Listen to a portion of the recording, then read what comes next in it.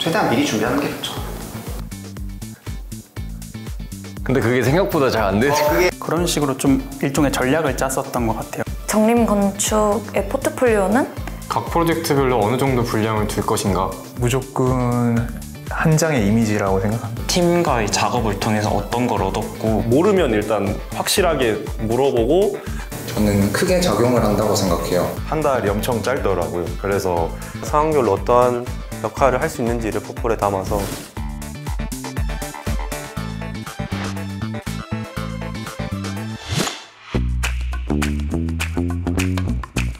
길게는 2달, 짧게는 1달 정도 걸렸던 것 같습니다. 계획부터 마무리까지 최대 3개월 정도 소요가 되었던 것 같아요. 단기간에 될 게 아니니까 소스는 준비해 놓되 마지막 만드는 기간은 한 2주 정도 걸렸던 것 같아요. 전 한 달 내지? 이제 여름 방학 때부터 조금씩 이제 아예 기간을 잡지 않고 시간 날 때마다 틈틈이 하다가 이제 마지막 때 됐을 때 이제 한 일주일 바짝 해가지고 완성했습니다. 저는 한 2개월 정도 걸렸던 것 같아요. 저도 솔직하게 2개월 걸렸던 것 같아요. 네. 다른 학교들은 어떻게 될지 잘 모르겠지만 저희 학교 같은 경우에는 7월에 이제 졸업 전시회가 마감이 돼가지고 7월 초에 졸업 전시를 하고 그러면은 정림 입사 기간까지 정림이 8월이니까 한 달 정도의 시간이 있어요. 그러면 그 한 달 정도 시간 동안 이제 자소서랑 포폴이랑 뭐 이런 거 다 준비하는 거죠. 한 달 정도 잡았었는데 이게 한 달이 엄청 짧더라고요. 그래서 계속 고치고 하는 작업에서 특히 여러 가지 추가적인 작업들이 엄청 시간이 많이 걸려서 저도 미리 하시는 거 추천드립니다. 한 달 정도 적고 했던 것 같아요. 비교적 짧은 기간이었던 것 같은데 그래서 그런지 학생 시절 때 좀 준비를 하는 게 좋다고 말씀드리고 싶은 게 한 달이라는 시간이 사실 짧잖아요. 저도 한 달은 좀 부족할 것 같아서 2달 정도 잡고 진행을 했고요. 저도 마찬가지로 학교 다닐 때 조금 방학을 이용해서 정리를 하면은 조금 수월하게 준비할 수 있지 않나 싶습니다. 4학년 끝나고 이제 5학년이 되기 겨울방학 때 좀 한번 자기 프로젝트를 한번 싹 리뷰를 해보면서 정리를 하는 게 가장 좋은 것 같아요. 저는 졸업 설계 마감 끝나고 이제 접수까지 한 달 남은 시간을 이제 한 2주는 놀고 2주는 또 포포를 했었던 것 같아요. 다 비슷하게 했네. 물론 2주 안에 끝낼 수 있지만 이제 정리가 되어 있는 2주와 정리가 안 되어 있는 2주의 차이는 분명히 있을 거라고 생각을 해요.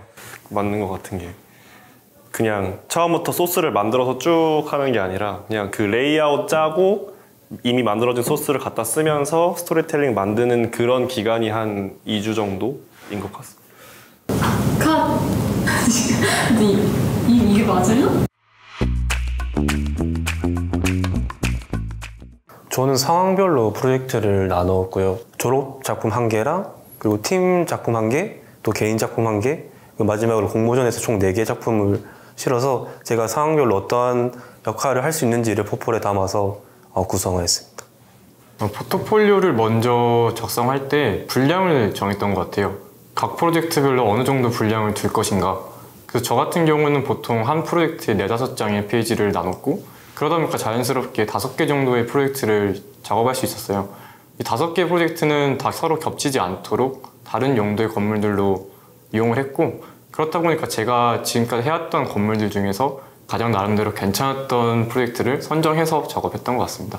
저 같은 경우에는 이제 내가 얼마나 다양한 스케일의 작업을 해왔는지를 좀 보여주고 싶더라고요. 그러니까 그런 어떤 주제가 정해져서 그러니까 개인 어떤 프로젝트부터 마스터 플랜 짠 프로젝트, 실제로 1:1 스케일로 만들었던 작업, 그리고 손 드로잉으로만 했던 작업, 그 마지막에는 뭐 그래스하퍼 같이 좀 컴퓨테이셔널 디자인을 했던 작업들 같은 거를 쭉 넣어가지고 그러니까 내가 여기서부터 여기까지 다 작업을 해봤고 할 수 있다는 걸 보여주려고 했던 것 같습니다. 역시. 20장 중에서 가장 몇 개의 프로젝트를 넣으면 좋을지부터 고민을 해서 이제 그 중에 3 프로젝트 정도는 이제 팀과의 작업을 통해서 어떤 걸 얻었고 그런 팀과 작업하면서 어떤 과정을 겪었는지 위주로 잡고 그리고 한 프로젝트 정도는 저에 대해서 제 색깔이 담겨 있는, 또 하나는 저희 기술적인 부분을 좀 더 어필해 줄 수 있는 프로젝트를 선정을 해서 가장 최근 프로젝트보다는 이렇게 부분적으로 뽑아서 포트폴리오에 담았던 기억이 있습니다. 저 같은 경우는 그 프로젝트 알맹이는 별로 신경을 안 썼거든요. 그러니까 좀 색감을 고려했었는데 뭐 공모전 마감 판넬 색감이 팀거 하나랑 아니면 색조가 다 빠진 그런 색감 하나랑 이렇게 조합을 한다던가, 어차피 솔직히 제가 봤을 때 그 몇백 명의 포폴 알맹이를 다 읽는다는 건 좀 말이 안 되니까 그런 식으로 좀 일종의 전략을 짰었던 것 같아요. 저 같은 경우는. 일단 졸업작품 무조건 들어가고 그리고 이제 주거 관련해서 하나를 넣고자 했고, 그 밖에 이제 문화시설 그리고 학교 이 정도 넣었던 것 같아요. 그래서 네, 프로그램별로 넣으려고 했고, 저는 개인적으로 작은 것부터 해가지고 큰 거를 순서대로 이렇게 넣었었거든요. 근데 이게 학생 때부터 그런 식으로 그 커리큘럼이 짜져 있다 보니까 그런 식으로 좀 넣을 수 있었던 것 같아요. 공모전 한 거를 하나 넣었는데 입상은 하지 못했지만 정림학생 건축상을 했던 게 있었거든요. 근데 그게 아무래도 정림건축과의 관련성이 있으니까 나는 정림건축에 대해서 이만큼 관심을 가지고 있었다라는 거를 표현하기 위해서 그렇게 넣었던 것 같습니다.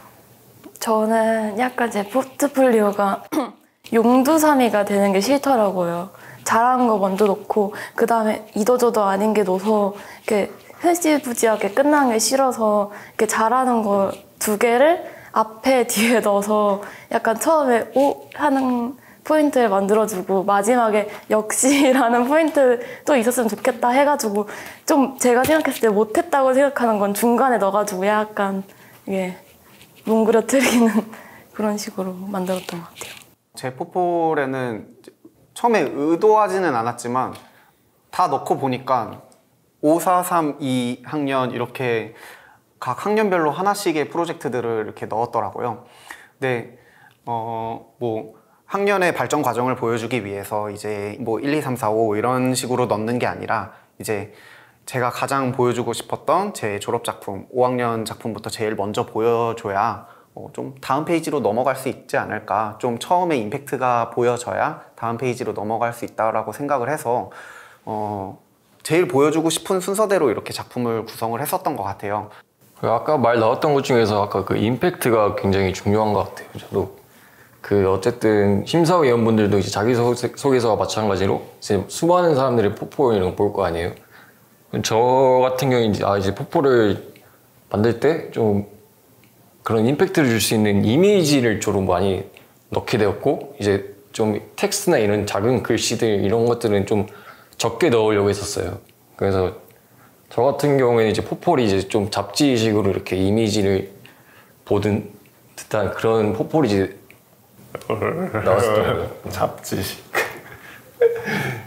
20장의 제한이 저는 크게 작용을 한다고 생각해요. 왜냐하면 수많은 프로젝트를 했는데 20장에 녹이려면 선별을 할 수밖에 없거든요. 그래서 저는 우선적으로 5학년 때 했던 졸업작품이 제가 가장 성장했을 때 진행했던 작품이라고 생각을 해서 가장 강조를 했었던 것 같고, 개인작품 그리고 팀작, 나는 팀워크도 중요시하는 사람이다 해서 그렇게 밸런스 있게 배치를 했던 것 같아요. 네.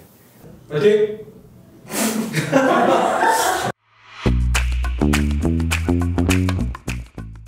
포트폴리오는 진짜 지원하는 회사마다 그 특성에 맞게 제작을 하는 게 중요한데, 정림건축의 포트폴리오는 일단 이미지의 표현력이 되게 중요한 것 같습니다. 사실 요즘 막 다 포트폴리오 엄청 좋잖아요.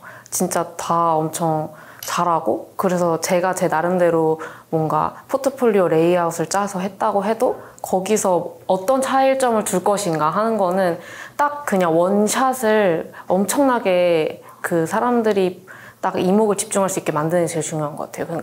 그 레이아웃도 물론 중요하지만. 네. 그러니까 무조건 이미지. 심사위원분들의 마음을 사로잡을 만한 어떤 단 하나의 이미지로 이제, 근데 그런 이미지도 뭐가 중요하냐면 약간 이 사진만 봐도 자기가 생각했던 뭐 건축적인 컨셉이나 이런 게 다 보여질 만한 그런 이미지가 가장 중요한 것 같기도 하고. 일단 프로젝트별로 자기가 강조하고 싶은 부분이 분명히 있을 거예요. 어떤 거는 모형을 되게 잘 만들었거나 어떤 거는 렌더링이 되게 잘 돼 있거나. 그래서 저는 개인적으로는 모형을 좀 강조하고 싶은 부분이 많아서 모형 한 페이지를 좀 크게 꾸려놓고 그 다음에 그걸 풀어나가는 방식으로 했던 것 같아요. 프로젝트별로 좀 컨셉이 명확하게 돼야 될 것 같은데 인수님이 말한 것처럼 프로젝트별로 강조하고 싶은 부분이라거나 그때 되게 잘 나온 이미지든지 사진이 있을 거 아니에요. 그거를 프로젝트별로 좀 통일하지 않고 좀 이 프로젝트에선 좀 일러스트 느낌으로 가보자, 아니면 뭐 이 프로젝트에서는 좀 더 렌더를 그 컨셉으로 해서 그거를 강조하자, 이렇게 좀 컨셉을 나눠서 지루하지 않게 딱 읽힐 수 있게 만들려고 했습니다. 저는 가장 크게 생각하는 건 제 눈에 이쁘면 안 돼요. 그러니까 본인이 자기가 만든 게 내가 이뻐서 하면 안 되고, 이 얘기는 뭐냐면 주변 사람들의 말을 많이 들어야 돼요. 제가 만드는 회사에 제가 들어가는 게 아니라 결국 다른 기업이나 다른 회사에 제가 그걸 들고 픽을 받아야 되기 때문에 많은 사람들 보여주고 얘기를 많이 듣고 그것 따라 다 수용하고 이제 그러는 게 좀 가장 시간도 절약하고 좀 중요한 포트폴리오 구성하는 방법이지 않을까 생각합니다.